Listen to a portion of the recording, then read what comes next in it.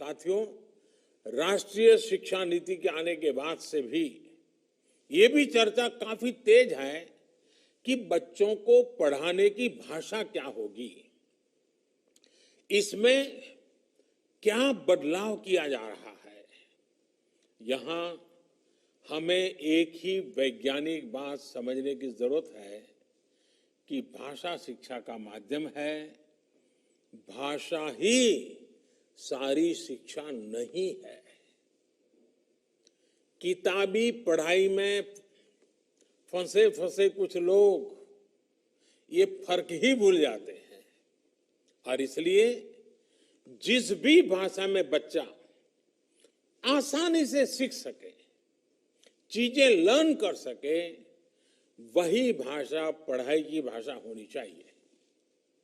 ये देखना जरूरी है कि जब बच्चे को हम पढ़ा रहे हैं तो जो हम बोल रहे हैं क्या वो समझ पा रहा है, समझ रहा तो कितनी आसानी से समझ रहा है।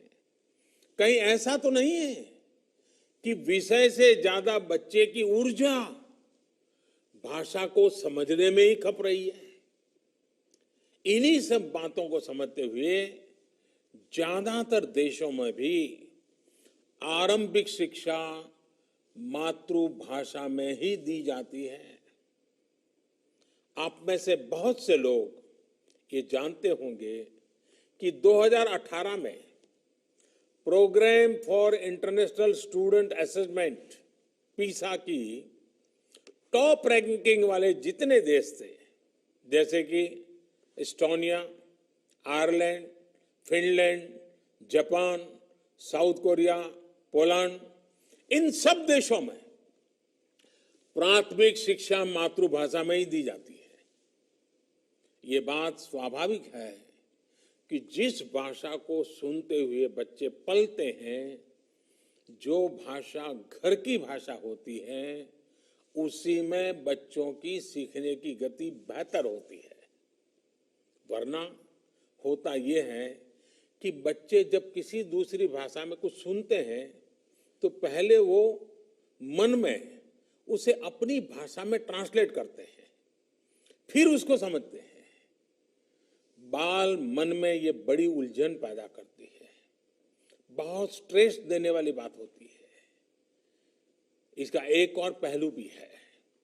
हमारे देश में खासकर ग्रामीण क्षेत्र में पढ़ाई मातृभाषा से अलग होने पर ज्यादातर पेरेंट्स बच्चों की पढ़ाई से जुड़ भी नहीं पाते।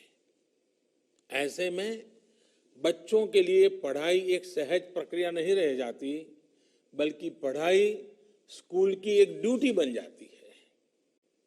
पेरेंट्स और स्कूल के बीच में एक खाई हो जाती है, एक दीवार हो जाती है। इसलिए जहां तक संभव हो, कम से कम ग्रेड 5 कक्षा 5 तक शिक्षा का माध्यम मातृभाषा, स्थानीय भाषा रखने की बात राष्ट्रीय शिक्षा नीति में कही गई है। मैं देखता हूं कुछ लोग इसे लेकर भ्रम में भी रहते हैं। राष्ट्रीय शिक्षा नीति में मातृभाषा के अलावा कोई अन्य भाषा सीखने सिखाने पर कोई प्रतिबंध नहीं है, कोई रोक नहीं लगाई गई है। अंग्रेजी के साथ जो भी विदेशी भाषाएं अंतर्राष्ट्रीय पटल पर सहायक है, अगर बच्चों का मन करता है जरूर पढ़े, सीखें, किसी को इतराज नहीं है। और जितना ज्यादा सीखेगा अच्छा ही होगा। लेकिन साथ साथ सभी भारतीय भाषाओं को भी प्रमोट किया जाएगा ताकि हमारे युवा देश के अलग अलग राज्यों की भाषा, वहां की संस्कृति से परिचित हो सके, हर क्षेत्र का एक दूसरे से रिश्ता मजबूत हो।